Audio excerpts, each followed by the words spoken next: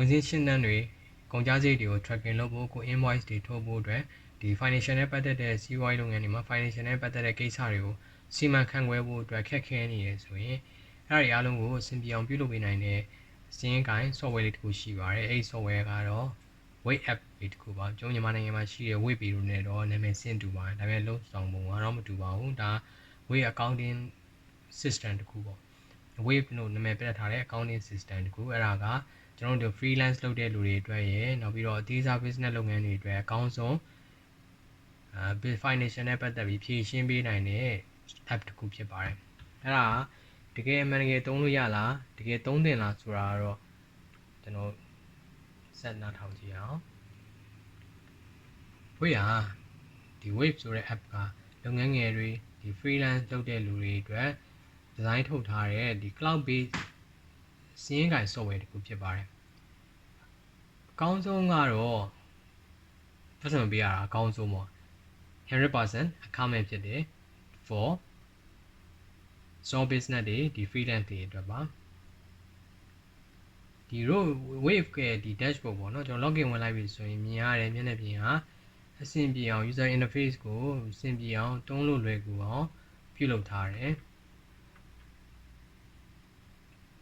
သူရဲ့တကယ်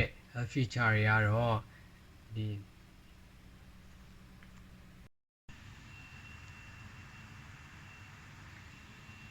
Wave accounting app ရဲ့ဒီ feature တွေကတော့ free accounting နဲ့ bookkeeping system ပါမယ် unlimited invoicing system သုံးလို့ရမယ် automate bank synchronize လုပ်လို့ရမယ်အဲ့ဒါမြန်မာနိုင်ငံမှာသုံးဖို့မလွယ်တော့ပါဘူးဘန်တွေက process ကို support မပေးနိုင်သေးပါဘူးမြန်မာနိုင်ငံမှာ multi currency support ရပါတယ်အဲကြတော့ကို USD နဲ့ပဲရောင်း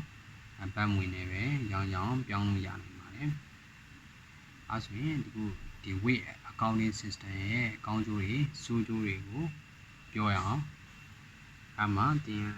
သုံးသင့်လားသုံးဖို့တင့်တော်လားမသုံးတင့်တော်ဘူးလားဆိုတာကိုသိမှာပါဒီကောင်းကျိုးတွေကတော့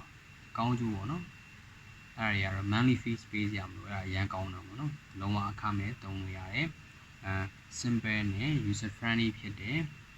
unlimited invoice system ရှိတဲ့အတွက်ကြောင့် invoice တွေကို unlimited ထုတ်လို့ရမယ်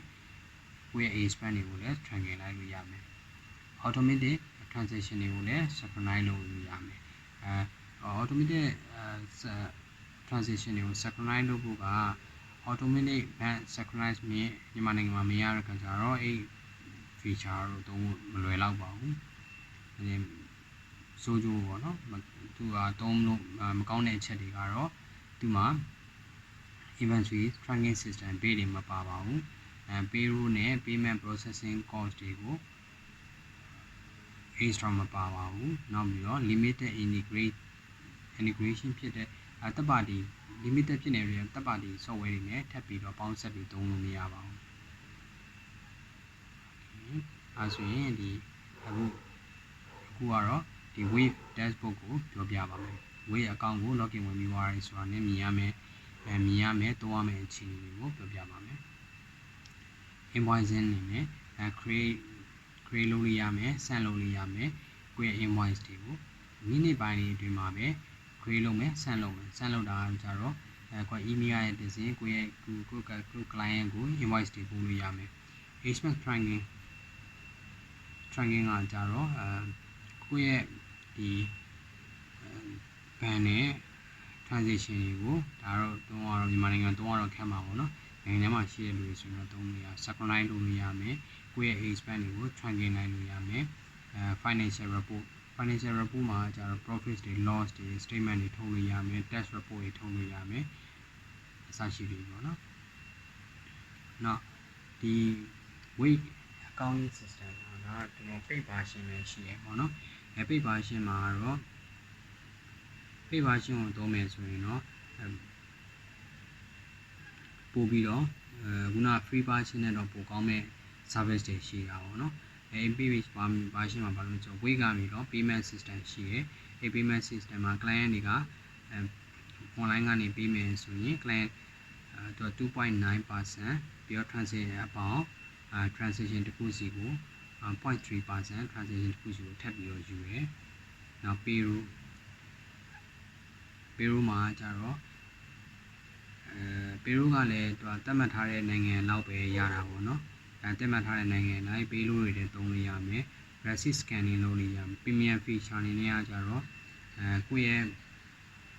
H-man တွေကိုကိုယ့်ရဲ့ဖုန်းကနေပြီးတော့ track လိုက်လို့ရမယ်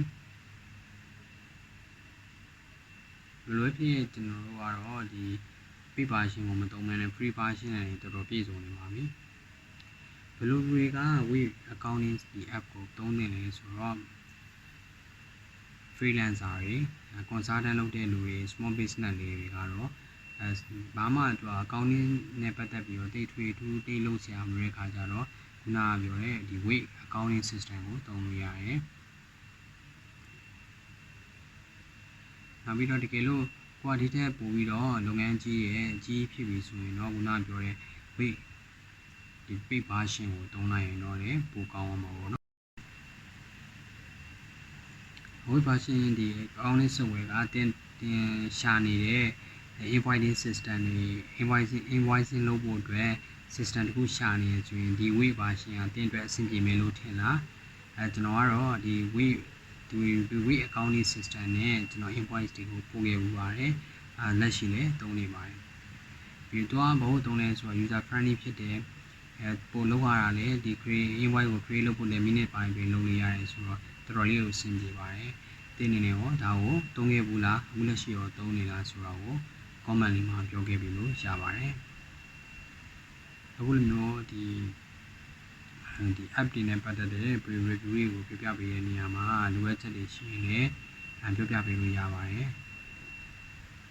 နောက်ထပ်လည်းဒီ business နဲ့ပတ်သက်တဲ့business နဲ့ပတ်သက်မဲ့ technical နဲ့ပတ်သက်တဲ့review တွေ topic တွေကိုပြောနေအောင်မှဖြစ်တဲ့အတွက်ကြောင့်အခု channel လေးကိုလည်း like subscribe လုပ်ဖို့လည်းတိုက်တွန်းပါတယ်ကျေးဇူးတင်ပါတယ်